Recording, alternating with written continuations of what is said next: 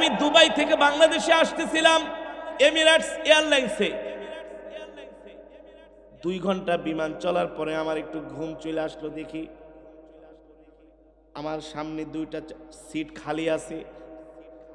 বিমানের যিনি ক্রু ছিলেন তিনি আয়েশা বললেন, হুজুর আপনি কি ঘুমাবেন নাকি? আমি বললাম এই সামনের সিটে একটু ঘুমাই। বলে, হুজুর আমি আপনার অনেক বড় ভক্ত, আপনার সাথে এতক্ষণ কথা বলতে আমি লজ্জা পাচ্ছিলাম, ভয় পাচ্ছিলাম, কিছু মনে করেন কিনা? যদি আপনি আমাকে একটু অনুমতি দেন আমি আপনাকে সুন্দর একটা ঘুমের ব্যবস্থা করে দিই। আমি বললাম, মিয়া বিমানের মধ্যে আবার কি ব্যবস্থা করবেন? বলেন না হুজুর আমাদের 2 জন প্যাসেঞ্জার দুবাই থেকে আসার কথা ছিল বিজনেস ক্লাসে। কোন ক্লাস? বিজনেস ক্লাস, 2টা সিট খালি। আপনি যদি কিছু মনে না করেন এতটুকুন যদি খেদমত করার আমাকে সুযোগ দেন আমি আপনাকে নিয়ে একটু বিজনেস ক্লাসে বসাই। আমি বলি, সেটা আবার কি? বলে, বিজনেস ক্লাস সিট একেবারে ভেঙে দিলে আপনি আরাম করে লম্বা হয়ে ঘুমাইতে পারবেন। আমি বললাম ঠিক আছে তাহলে 1 ঘন্টা ঘুমাই, চলেন। বিমানের বিজনেস ক্লাসে আমাকে নিয়ে যাওয়া হলো। আর বিমানের বিজনেস ক্লাস তো আর পিছনে থাকে না, থাকে সামনে। একেবারে বিমানের যেখানে পাইলট থাকে তার পিছনে বিমানের বিজনেস ক্লাসগুলো থাকে। তো আমাকে সেখানে নিয়ে যাওয়া হলো। 2টা সিট আমার জন্য খালি করে দিল। বলে, হুজুর আপনি ঘুমান আরাম করে। আমি ঘুমাচ্ছি।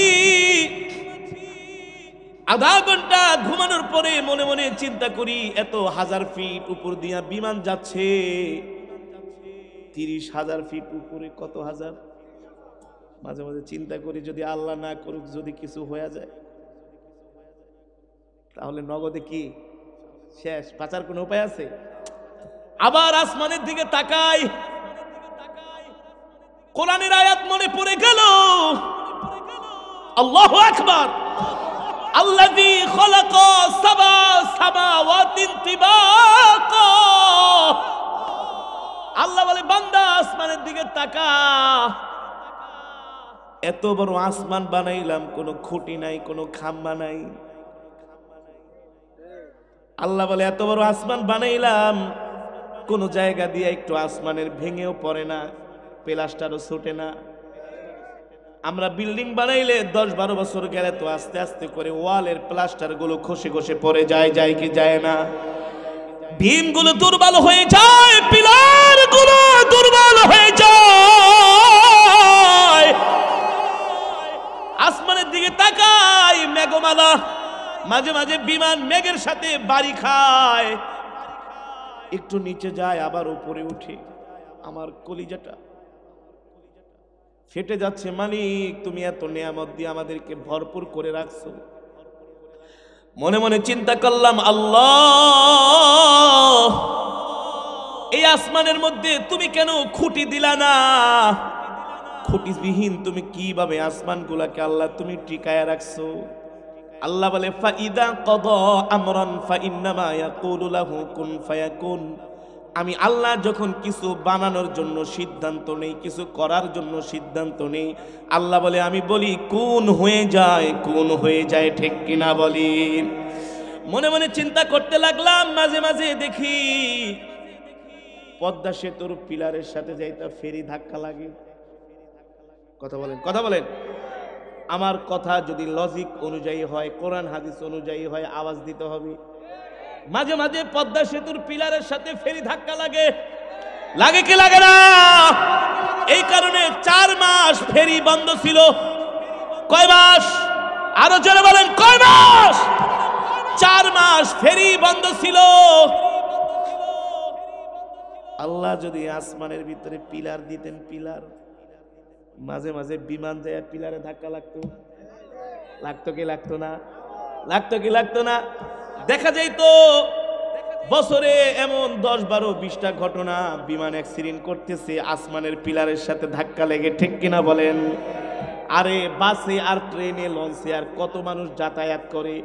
একটা পরিসংখ্যানে দেখা গেছে বছরে 300 কোটি মানুষ বিমানে শুধু যাতায়াত করে। বিমান যদি বন্ধ হয়ে যায় সারা পৃথিবীর স্থবির হয়ে যাবে। এই যে গত বছর করোনা আসছিল, বিমান বন্ধ ছিল, পণ্যের দাম বেড়ে গেছে, দেশের অর্থনীতিতে ধস নেমেছে। বিমান বন্ধ থাকা মানে আন্তর্জাতিকভাবে এক এক দেশের সাথে এক দেশের সম্পর্ক ছিন্ন হয়ে যাওয়া। ঠিক কিনা বলেন?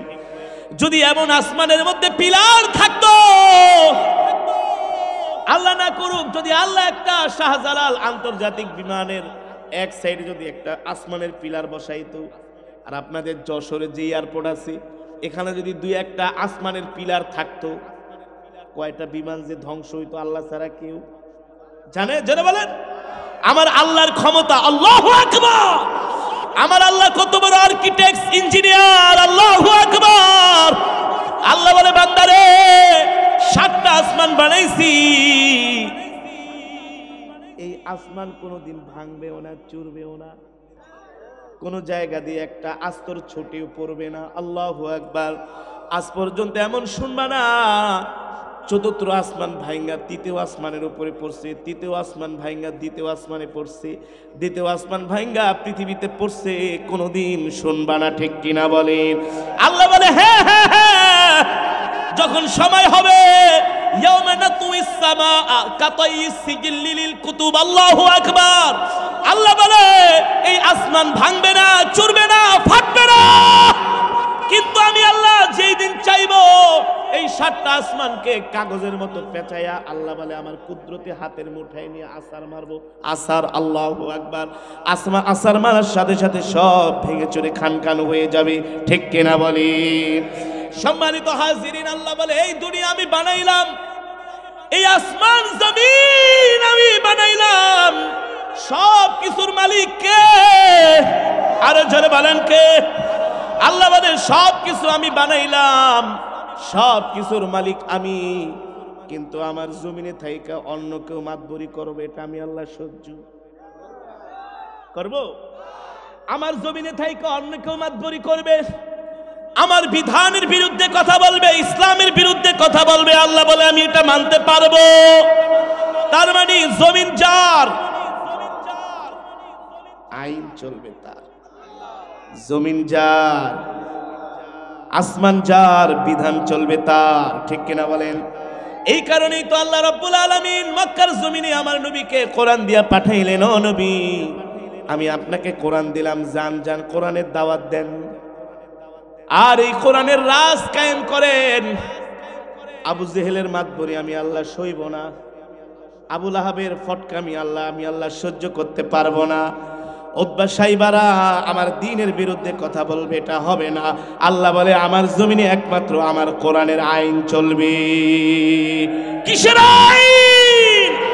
বলে হুজুর খুব ভালো, খুব ভালো হুজুর। যখন কোরআনের আইনের কথা বলে তখন বলে হুজুর খারাপ। ঠিক কিনা বলেন? কারণ কোরআনের আইন প্রতিষ্ঠা হয়ে গেলে এই সমস্ত অত্যাচারী শাসকদের কোনো বিল থাকবে না, বাদ হয়ে যাবে। ঠিক কিনা বলেন? ভ্যানিশ হয়ে যাবে। ঠিক কিনা বলেন? এ কারণে আল্লাহ বলে, নবী, আবু জেহেল আপনার উপরে মাতবরি করে, এটা আমি আল্লাহ সইতে, আমার জমিনে আমার আইন চলবে। ঠিক কিনা বলে?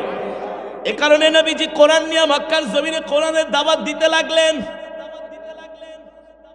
এতদিন নবীজি মিষ্টি মিষ্টি কথা বলছে। আবু জেহেল বলে ভাতিজা খুব ভালো, মোহাম্মদ খুব ভালো, আবু লাহাব বলে খুব ভালো, উতবাও বলে ভালো, সাইবাও বলে ভালো, আবু সুফিয়ানও বলে ভালো, ওলীদ ইবনে মুগীরাও বলে ভাতিজা খুব ভালো, খুব ভালো মানুষ। কিন্তু আল্লাহর নবী যেই দিন থেকে বললেন জমিন যার, আইন চলবে তার, এই আবু জেহেলদের মাথা নষ্ট হয়ে গেল। এটা আবার বলে কি? ঠিক কিনা বলেন? আমরাও যখন বলি এই জমিন যার, আইন চলবে তার, এক আল্লাহর আইন চলবে, যারা আমাদেরকে ভালোবাসে তারাও বলে হুজুর তো খুব গরম গরম কথা কয়। এতক্ষণ তো কোরআন তেলাওয়াত করছিলেন, খুব মজা। কি? আমাকে আমার এক ভক্ত, অনেক বড় একজন কর্মকর্তা, অনেক বড় পাওয়ারফুল, বলে হুজুর আমি আপনাকে কিছু সাজেশন দিব। কি সাজেশন? বলেন আপনি শুধু কোরআনের তেলাওয়াতই করেন, আপনার তেলাওয়াত খুব ভাল লাগে। তাই ওয়াজ কয় আপনি ওয়াজের ভিতরে যে মাঝে মাঝে একটু গরম গরম কথা কন,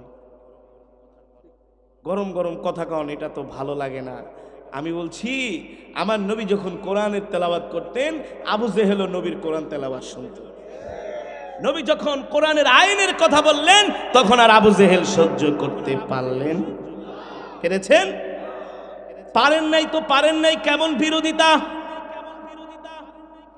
নবীজির কোরআনের দাওয়াতকে বন্ধ করে দেওয়ার জন্য আবু জেহেল এত চক্রান্ত, এত ষড়যন্ত্র শুরু করলো। লাশ পর্যন্ত চাচা আবু তালিবের বাড়িতে গেল। আবু জেহেল বিশাল দলবল নিয়ে আবু তালিবকে যায় বলল, আবু তালিব, আমরা আপনাকে সম্মান করি, শ্রদ্ধা করি, ভালোবাসি। আপনি আমাদের একজন ভালো মানুষ, বয়োবৃদ্ধ মানুষ, প্রবীণ মানুষ। আবু তালিব বলে, তাহলে কি হয়েছে আবু জেহেল বলে, আবু তালিব, আপনি ভাতিজা মোহাম্মদকে বলে দিবেন আজকের পর থেকে যাতে কোরআনের দাওয়াত না দেয়। ভাতিজা মোহাম্মদ কি বলে, এই মক্কার জমিনে নাকি সে কোরআনের আইন কায়েম করবে। আরে আল্লাহর বিধান নাকি কায়েম করবে, তাহলে আমরা কি করার জন্য মক্কায় আসি? সব মানতে পারবো, ভাতিজার এহেন কর্মকাণ্ড আমরা মানতে পারবো না। আপনি ভাতিজাকে চূড়ান্তভাবে বলে দিন, সে যদি কোরআনের দাওয়াত বন্ধ না করে আমরা তার বিরুদ্ধে ডাইরেক্ট অ্যাকশনে যাব। কি অ্যাকশন? চাচা আবু তালিব বলে, আবু জেহেল কি অ্যাকশনে যাবা? বলে, আমরা ভাতিজার সাথে খোলা আকাশের নিচে ফয়সালা করব। কত বড় হুমকি! তার মানে নবীজিকে তারা প্রতিরোধ করবে। চাচা আবু তালিব একটু ভয় পেয়ে গেলেন, টেনশনে পড়ে গেলেন। রাত্রবেলা আল্লাহ নবী বাড়িতে আসলেন, দেখেন চাচা আবু তালিবের মন খারাপ। আম্মুর রাজুলি সিন ও আবি, চাচা বাপের মতো, ঠিক কিনা বলেন? বাবা যদি ইন্তেকাল করে মারা যায়, চাচার থেকে বাবার ঘ্রাণ পাওয়া যায়। চাচা বাবা যদি ইন্তেকাল করে মারা যায়, চাচার কণ্ঠ থেকে বাবার কণ্ঠের আওয়াজ যায় কি যায় না? চাচা আবু তালিবের মন খারাপ। রাত্রবেলা আল্লাহর পয়গম্বর বাড়িতে আসছেন। চাচা আবু তালিব ডাকছেন, ভাতিজা এদিকে আসো, তোমার সাথে ইম্পর্টেন্ট আলাপ আছে। ও চাচা, আপনাকে আজকে কেন এভাবে ক্লান্ত পরিশ্রান্ত দেখা যাচ্ছে? চাচা আবু তালিব বলে, ভাতিজা রে, একটু আগে আবু জেহেল আমাদের বাড়িতে আসছিল মক্কার বড় বড় লিডারদেরকে নিয়ে। কি বলেছে আবু জেহেল? বলছে তোমাকে কোরআনের দাওয়াত বন্ধ করে দিতে। আল্লাহর পয়গম্বর বলে, কোরআনের দাওয়াত তো বন্ধ হওয়ার প্রশ্নই আসে না। আল্লাহু আকবার। এছাড়া আর কোন শর্ত আছে কিনা বলেন? চাচা আবু তালিব বলে, ভাতিজা, আবু জেহেল বলেছে তুমি যদি কোরআনের দাওয়াত বন্ধ না করো তাহলে তোমার সাথে নাকি খোলা আকাশের নিচে ফয়সালা করবে। সরকারে দো আলম, এই জায়গা থেকে বুঝেন, ইসলাম কখনো রক্তপাতকে সমর্থন করে না। ইসলাম কখনো দাঙ্গা হাঙ্গামা পছন্দ করে না। ইসলাম কখনো মারামারি, কাটাকাটি, হানাহানি পছন্দ করে না। কেউ বলতে পারবে না আগে মুসলমান কারো গায়ে হাত দিয়েছে, আমার নবী কোনো কাফেরের গায়ে হাত দিয়েছে, কেউ বলতে পারবে না। কাফেরেরা আমার নবীকে আক্রমণ করেছে, আমার নবী প্রতিরোধ করেছে। ঠিক কিনা বলেন? চাচা আবু তালিব যখন বলল, ভাতিজা, আবু জেহেল বলেছে খোলা আকাশের নিচে ফয়সালা করবে, সরকারে দো আলম বলে, চাচা, আমি চাই না এই মুহূর্তে মক্কার কাফেরদের সাথে কোনো রক্তপাত হোক, কোনো মারামারি, কাটাকাটি, হানাহানি হোক। তবে চাচা, মক্কার কাফেরদেরকে বলে দেন তারা যাতে আমার সাথে একটা মিটিং এর মধ্যে বসে, আমার সাথে একটা বৈঠকে বসে। একটা মিটিং এ, একটা বৈঠকে বসলে একটা ফয়সালা বের হবে। হবে কি হবে না? দুই পক্ষ যখন একসাথে বসে। চাচা আবু তালিব বলে, গুড আইডিয়া ভাতিজা। চলে গেছে আবু জেহেলের বাড়িতে আবু তালিব। যে বলে, আবু জেহেল, ভাতিজা বলেছে তোমাদের সাথে সে একটা মিটিং এ বসে একটা ফয়সালা করবে, তুমি কি বলো? আবু জেহেল বলে, না না, ভালো আইডিয়া। আরে আমরা তো জানি ভাতিজা মোহাম্মদ খুব ভালো মানুষ, সে মারামারি, কাটাকাটি এগুলো করে না। তাহলে আবু জেহেল, চলো চলো, ভাতিজা মোহাম্মদের সাথে এক জায়গায় একটা মিটিং এ বসো, বৈঠকে বসে একটা ফয়সালা করো। আবু জেহেল বলে, চলো আবুল আহাবের বাড়িতে যাই। আবুল আহাবের বাড়িতে গেল। আবু জেহেল যে বলে, আবুল আহাব রে, খুশির খবর আছে, ভাতিজা আমাদের সাথে মিটিং এ বসার সিদ্ধান্ত নিয়েছে, আমাদের সাথে মিটিং এ বসে একটা ফয়সালা করার সম্মত হয়েছে। আবুল আহাব বলে, তাহলে পাইছি সুযোগ, যেহেতু ভাতিজা আমাদের সাথে মিটিং এ বসবে, মিটিং এ বসার পরে আমরা এমন কিছু শর্ত আমরা ভাতিজাকে জুড়ে দিব, যে শর্ত মানলে ভাতিজা মক্কার জমিনে আর কোরআনের দাওয়াত দিতে পারবে না। আমাদের দেশেও মাঝে মাঝে 12 দফা 13 দফা 6 দফা 9 দফা কি দেন। আবুল আহাব বলে আমার হইল 5 দফা। কয় দফা? আবুল আহাব 5 দফা বললো। আবু জেহেল, ভাতিজা যদি মিটিং এ বসে আগে বলো আমরা 5টা দফা দিব, এই দফাগুলো দফা রফা করবে কিনা, ভাতিজা 5টা শর্ত মানবে কিনা, যদি 5টা শর্ত মানে আমরা তার সাথে মিটিং এ বসবো। আবু জেহেল বলে আবুল আহাব কি শর্ত? আবুল আহাব প্রথমেই বলে আমার 1 নাম্বার শর্ত হলো আজকের পর থেকে ভাতিজা আর বাইতুল্লাহ কাবার চত্বরে কোরআন পড়তে পারবে না। এই কথাটা যখন বললেন আবু জেহেলের মন খারাপ হয়ে গেল। আবু জেহেল বলে আবুল আহাব এই শর্তটা দিও না, বাদ দাও। আবুল আহাব জানে আবু জেহেল সবগুলাকে ঘুম পাড়ায়া সে নিজেই একা একা কোরআন শোনার জন্য কাবার চত্বরে চলে যায়। আল্লাহর নবীর জবানে কোরআন না শুনলে আবু জেহেলের ঘুম। আবুল আহাব বলে সুযোগ পাইছি, তুমি একা একা যে কোরআন শোনো, মনে করছো খবর রাখি না।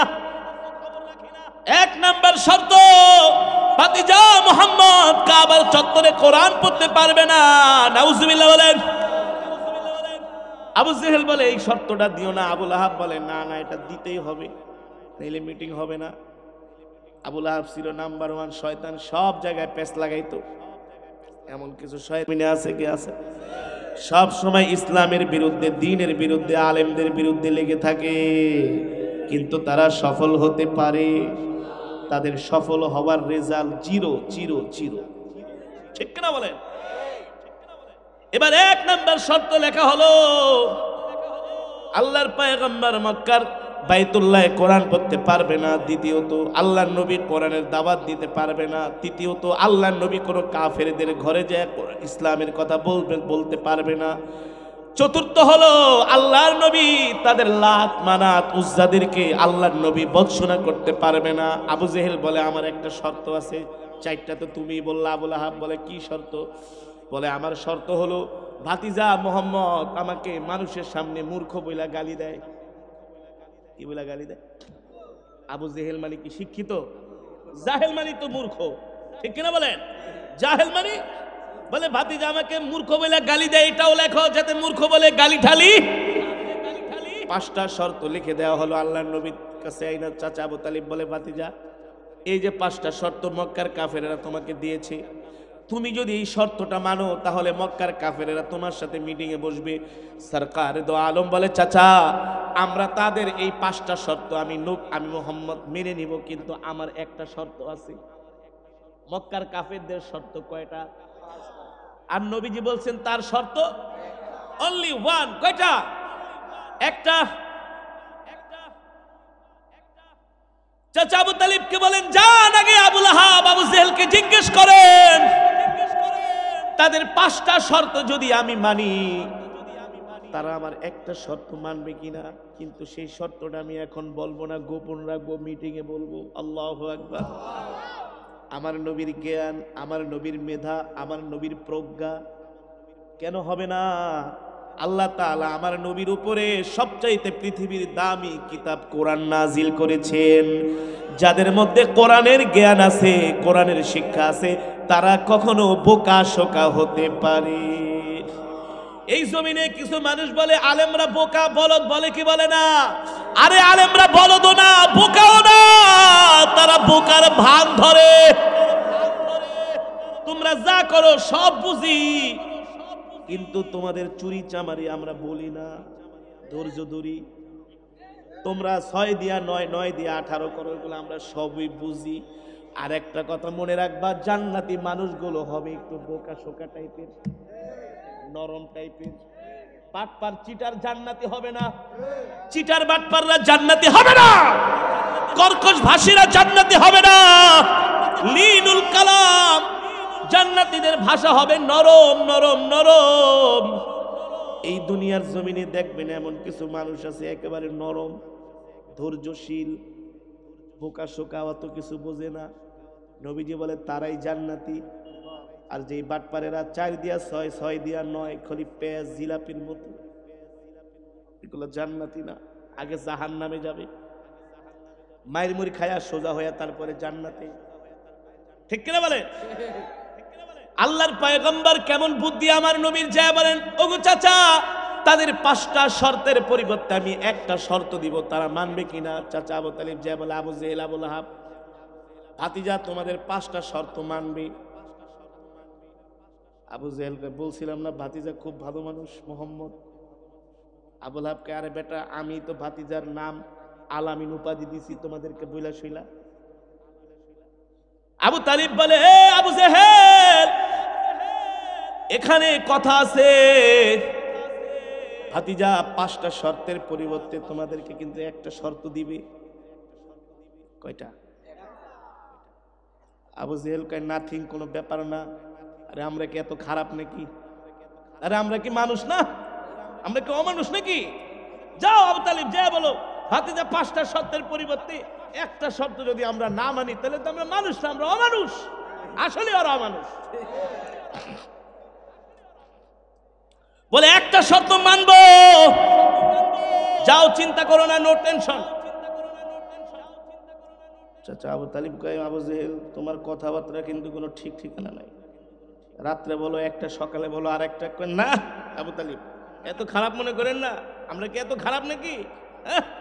ভাতিজা এতগুলো শর্ত মানবে আর আমরা একটা শর্ত মানবো না? বলে কি বলো? আমরা হ্যাঁ মানবো। আর ভাতিজারে কি আমি কম আদর করি নাকি? ভাতিজা মারামারি করে না, কাটাকাটি হানাহানি কিচ্ছু করে না, এক কথায় আমাদের শর্তগুলো মেনে নিবে, তাহলে আমরা কেন মানবো না? আবু জেহেল, হ্যাঁ মিটিং এর তারিখ ঘোষণা করো। ঠিক আছে, 3 দিন পরে ভাতিজাকে বলবা কাবার চত্বরে আসতে, আমরা মিটিং এ বসবো ভাতিজার সাথে। 3 দিন পরে মাগরিবের সময়, মাগরিবের নামাজের পরে আল্লাহর নবী আস্তে আস্তে করে কাবার চত্বরের দিকে আসতে লাগলেন, মক্কার বড় বড় লিডারদের সাথে মিটিং করার জন্য। মিটিং এর মধ্যে যাদের লোক সংখ্যা বেশি, তাদের ক্ষমতা বেশি, তাদের কথা গ্রান্টেড হয় বেশি। নবীজি যখন কাবার চত্বরে ঢুকলেন, বড় বড় নেতারা সিরিয়াল ধরে বসে আছে। আমার এতিম নবীর সাথে আল্লাহ ছাড়া কেউ নাই, শুধু একা চাচা আবু তালিব। নবীজির হৃদয়টা ভেঙে খান খান হয়ে যাচ্ছে। আল্লাহর দরবারে হাত উঠায় বলে, মালিক, মক্কার কাফেরেরা আমাকে এমন শর্ত জুড়ে দিয়েছে, যে শর্তগুলো মানলে আর মক্কার জমিনে কোরআনের দাওয়াত দেওয়া, তারা আমার হাত পা গুলো শর্ত দিয়ে বেঁধে ফেলেছে। আল্লাহ, আপনি যদি আমাকে সাহায্য না করেন, এই মক্কার বিশাল বাহিনীর বিরুদ্ধে আমি কখনো বিজয় অর্জন করতে। আল্লাহ তাআলা জিব্রাইলকে পাঠিয়ে দিছে, ও জিব্রাইল, যাও যাও আমার বন্ধুকে যেয়ে বলো, আমার বন্ধু যাতে হতাশ না হয়, আমার বন্ধু মনে মনে যে শর্তটায়, আমার বন্ধু মনে মনে যে শর্তটা এঁকে রেখেছে, ওই শর্তের প্রতি আমার আল্লাহর সমর্থন আছে। কার সমর্থন? ওদের 5টা শর্তের পরিবর্তে একটা শর্তে তারা আটকিয়ে যাবে, কোনো কথা বলার সাহস থাকবে না, সুযোগ থাকবে না। তারা যতই অপকৌশল গ্রহণ করুক না কেন, ওয়ামাকারু ওয়ামাকারাল্লাহ ওয়াল্লাহু খায়রুল মাকিরিন। আল্লাহ বলে, ও নবী, নাফরমানেরাও কৌশল করে, আমি আল্লাহ কৌশল করি, কিন্তু আমার কৌশল হলো উত্তম কৌশল, আল্লাহর কৌশল। নবীজি মিটিং এ বসলেন, নবীজির চোখের পানি একা, সাথে কেউ নাই। মক্কার বিশাল বাহিনীর বিরুদ্ধে আমার নবী একা। মিটিং এ বসা হলো, আল্লাহর পয়গম্বর বলে, চাচা আবু তালিব, ও প্রিয় চাচা, আপনি বলেন মক্কার কাফেরেরা কি কি শর্ত আমাকে দিতে চায়, কি শর্ত মানলে তারা খুশি। 1 নম্বরে আবু জেহেল দাঁড়ায় বলে, ও ভাতিজা মুহাম্মদ, তুমি আমাকে মূর্খ বইলা গালি দাও, আজকের পর থেকে আমাকে আর মূর্খ বইলা গালি দিতে পারবা না। আল্লাহর নবী বলে, চাচা আপনাকে আমি মূর্খ বইলা গালি দেই না, আপনি আপনার যেই নাম, এই নামের মিনিংই তো হচ্ছে নির্বোধ, মূর্খ। আমি কি করব? আর আপনি যে কাজগুলা করেন সব মূর্খের মতোই করেন। আল্লাহর পয়গম্বর বলে, ঠিক আছে শুনলাম আপনার এটা। দ্বিতীয়ত আবুল আহাব বলে, হে ভাতিজা মোহাম্মদ, আজকের রাত্রের পর থেকে তুমি আর কাবার চত্বরে দাঁড়ায় কোরআন পড়বা না। সরকার দো আলম বলেন, কোরআন পড়লে তাতে সমস্যা কি? বলে, তুমি যখন কোরআন পড়ো রাত 2টা 3টা বাজে, আমরা আমাদের সন্তানদেরকে ঘরে রাখতে পারি না, তারা ঘুম বাদ দিয়া কাবার চত্বরে আইসা তোমার তেলাওয়াত শোনে। আমরা বিভ্রান্তির মধ্যে পড়ে যাই। আমাদের সন্তানেরা আমাদেরকে এমন প্রশ্ন করে, উত্তর দিতে পারি না। তোমার কোরআন তেলাওয়াত, তোমার কণ্ঠ এতটা আকর্ষণীয়, পাগল হয়ে যায়, বিমোহিত হয়ে যায়। আবু জেহেল মনে মনে কয়, হ্যাঁ ঠিকই তো, আমিও তো আসি, কিন্তু আজকের পর থেকে আর তুমি কোরআন পড়তে পারবে না। আবু জেহেল এই কথা শুনে আবুল আহাবের দিকে চোখ বড় বড় করে তাকায়। সব জায়গায় আবুল আহাব বাম হাত ঢুকায়, এটা রাখো, এই শর্তকে না, এটা আজকে পাশ করতেই হবে। আল্লাহ নবী বললেন, ঠিক আছে শুনলাম, আর তৃতীয়ত কি আছে? বলে, আজকের পর থেকে তুমি কারো ঘরে যাবা না, যায়া কালেমার দাওয়াত দিবা না। আল্লাহ নবী তো মক্কার কাফেরদের ঘরে ঘরে ধারে ধারে বারবার যেতেন দিনের দাওয়াত নিয়ে।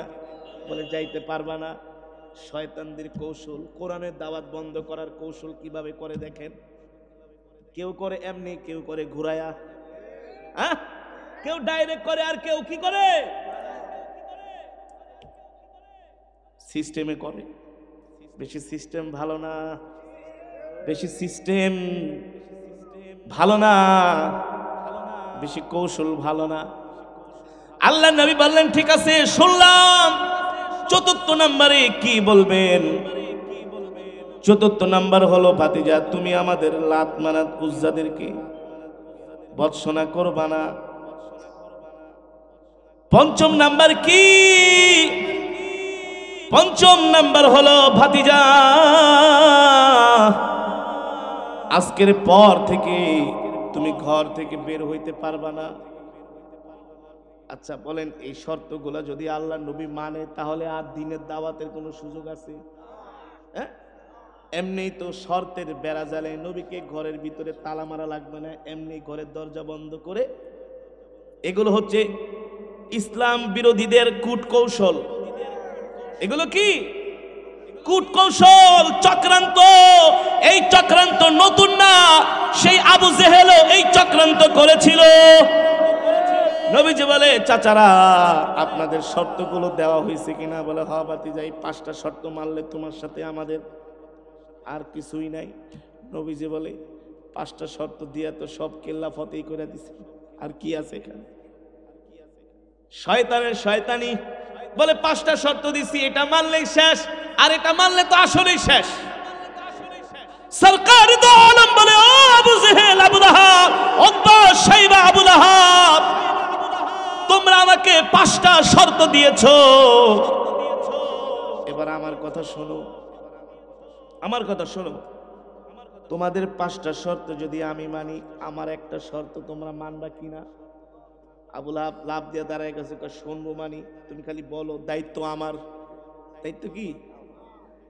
আল্লাহর পয়গম্বর বলে, চাচা ইজলিস, বসেন, এত গরম হয়েন না, বেশি আবেগ ভালো না, আগে বোঝার চেষ্টা করেন মানবেন কিনা। আবু জাহেলের দিকে তাকায় বলে, চাচা আপনি বলেন মানবেন কিনা? আবু জেহেল বলে, ভাতিজা তুমি 5টা আমাদের শর্ত মানবা, আর আমরা একটা শর্ত মানবো না। এতবার অমানুষ তো আর আমি না, আমরাও তো মানুষ, মানবতা বলতে কিছু আছে। উতবা শাইবাদের দিকে নজর করে বলে, তোমরা কি বলো? বলে, বড় নেতারা যেটা বলে আমরাও সেটা। এবার সরকার দো আলম বলে, শোনেন, আপনাদের 5টা শর্ত আমি মেনে নিব যদি এই মুহূর্তে এই মজমা থেকে আপনারা আমার একটা শর্ত মানেন। কয়টা? এখন তারা উদ্গ্রীব হয়ে গেছে, আবেগ আপ্লুত পাগলের মতো। তাড়াতাড়ি বলো ভাতিজা, তাড়াতাড়ি। এক শর্ত মানতে পারবো না, এটা তো হইতে পারে না, তাড়াতাড়ি মিটিং টিটিং শেষ করে বাড়িতে যাইগা। আরে এক শর্ত। আল্লাহর পয়গম্বর বলে, আবু জেহেল, আবু লাহাব, উতবা, শাইবারা, ভালো করে শুনুন, আপনাদের 5টা শর্তের পরিবর্তে আমার একটা শর্ত হলো, এই মজমার মধ্যে যারা আছেন সবাই এই মুহূর্তে আমার এই শর্তটা হলো, আপনারা এখনই আমার হাতে হাত রেখে কালেমা পড়ে মুসলমান হয়ে যাবেন। এই মজমার মধ্যে বলেন লা ইলাহা ইল্লাল্লাহ, আল্লাহ ছাড়া কোনো মাবুদ আছে? আল্লাহ ছাড়া কোনো মাবুদ নাই। এই কথা শোনার পরে আবু লাহাব আবু জেহেল রে ধাক্কা দিয়ে কিরে, সেই রেজাল্ট তো একই। কি সারা রাত্র পিটাইলাম সাপ, সকালবেলা উঠে দেখি রশি। কি দেখি? ভাতিজার সাথে এত টাকা খরচ করে এত মিটিং টিটিং করে লাভ হইলো কি? এক কথা দিয়েই তো আমাদেরকে আটকিয়ে ফেলেছে, ঠিক কিনা বলেন? আল্লাহ নবী বলে, চাচা বললেন না 5টা মানবো আমি, আপনারা একটা মানেন। কিন্তু তারা যদি ওই একটা মানতে যায় তাহলে 5টাই কিন্তু ভ্যানিশ হয়ে যায়, অকার্যকর হয়ে যায়, ঠিক কিনা বলেন? আল্লাহ নবীর জ্ঞান, আল্লাহু আকবার, কি মেধা, কি বুদ্ধি আল্লাহ আমার নবীকে দিয়েছিলেন, কি বিচক্ষণতা। একজন আরেকজনকে ডাক দিয়া বলে, না রে না, এই ভাতিজা মোহাম্মদের সাথে জীবনে পারি নাই আর কোনোদিন। এবার মূর্খ মানুষের কৌশল হলো, যখন তারা শিক্ষা দীক্ষায় পারে না তখন শুধু পাতাইল্লা ঠেলে আর মারামারি করতে আসে, ধাক্কাধাক্কি করতে আসে। এবার আবু জেহেল বলে, বুঝছি আবু লাহাব, চলো চলো, ভাতিজা মুহাম্মাদের সাথে এইভাবে হবে না, সম্ভব না। সে আমাদেরকে বারবার এমন কিছু কৌশল করে আমাদেরকে আটকিয়ে ফেলে, আমরা তার সাথে পেরে উঠি না। আবু লাহাব দুষ্ট দাঁড়ায় বলে, ভাতিজা বহুত আমাদেরকে ঘোলা পানি খাওয়াইছো, আর না মনে রাখো, তোমার সাথে আমরা খোলা আকাশের নিচে ফয়সালা করব। তুমি যদি কোরআনের দাওয়াত বন্ধ না করো, আল্লাহর পয়গম্বর, এ আবু লাহাব যাও যাও, তোমরা যা করো করো, করতে পারো, কিন্তু আমি মুহাম্মদ আল্লাহর পয়গম্বর কোরআনের দাওয়াত বন্ধ করব না। ঠিক কেন বলে? আল্লাহ বলে, যা বেটা যা, যা পারস করিস, হক কথা বলবো, কোরআনের কথা বলবো, ইসলামের পক্ষে কথা বলবো, আলেমের পক্ষে কথা বলবো, ঠিক কিনা বলে?